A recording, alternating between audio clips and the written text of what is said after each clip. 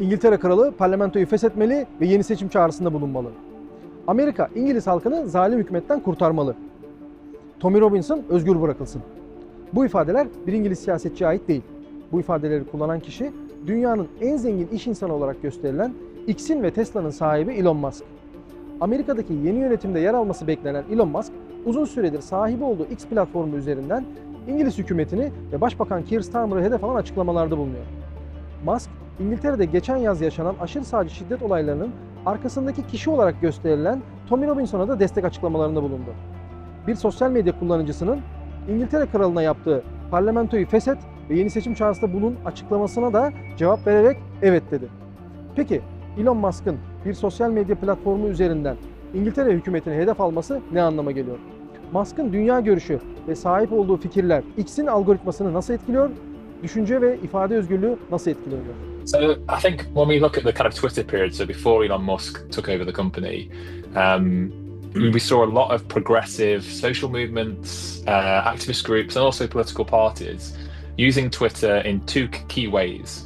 One is raising awareness, so getting people to know about and understand causes or campaigns or issues that groups are feel are important, and that can be very useful if they can't get attention through legacy news media or through more traditional forms of communication. Secondly, another really important thing that Twitter is used by activist groups, especially, is to mobilize people. There's been a big shift, I would argue, since Elon Musk took over and kind of designed the platform around X, and kind of has made big changes in terms of letting certain users come back to the platform. We've seen a shift where we're seeing more progressive activist groups and social movements move to different platforms. So whether that's trying to use Instagram to do that role, or trying to use Blue Sky, which has seen kind of big increase in numbers. In the last 6 months, you've seen him trying to take an active role in British politics, which I think is quite disturbing. But it's actually the changes that he made as soon as he came into the company. He made very deliberate decisions to remove a lot of the compliance and safety team that were working hard to remove misinformation and disinformation on the platform. He brought back a lot of far-right accounts that had been banned previously. So, for instance, Tommy Robinson, who was a far-right individual in the UK who has a long history of criminal activity and far-right antagonism, was brought back to the platform. Katie Hopkins as well in the UK, for instance.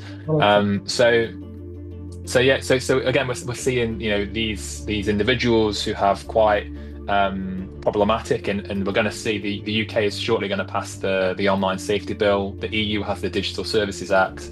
Some of the content that these individuals share will be illegal with this legislation. With the previous version of Twitter, we saw active attempts to minimize misinformation, disinformation, and hate speech. And what we're now seeing with this platform is a green light for hate speech and a really challenging situation to try and stop the spread of misinformation and disinformation. When you have the owner of that platform, the richest man on the planet, actively sharing disinformation on his account, that doesn't really bode well for the safety of the platform. One of the big issues I find, and this is, when we think about Musk's interventions, is that whilst it might not necessarily translate into mobilizing more people to go on the streets, it can be a problem in terms of legitimizing modes of speech. So kind of essentially, the more it is promoted, amplified, and given credibility by people in power, the more members of the public will see certain modes of speech or certain opinions as being legitimate within public discourse and within the kind of conversations we have around politics.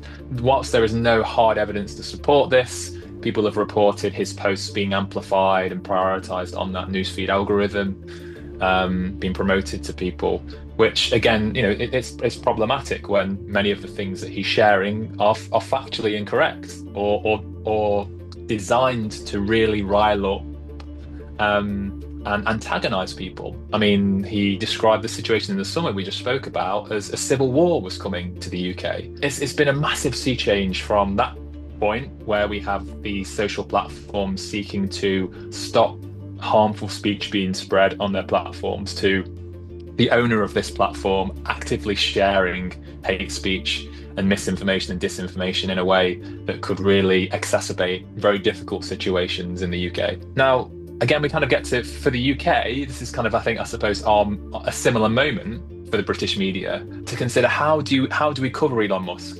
Because to some, again, it's important to remember Twitter's user base is relatively small compared to the British public in terms of British, everyday users. But the fact at the moment, it feels like any of Musk's interventions on British politics are leading to headline stories in UK news media, and that is I suppose not necessarily. It's a kind of a question for debate for journalists and for the media to consider. Is that responsible reporting practices, and is that giving legitimacy and giving a much bigger audience to Musk's posts than would see them otherwise? Because again, the user base is quite small, but you compare that to say, the BBC News having a headline news story about Musk's comments, that's going to reach a huge audience.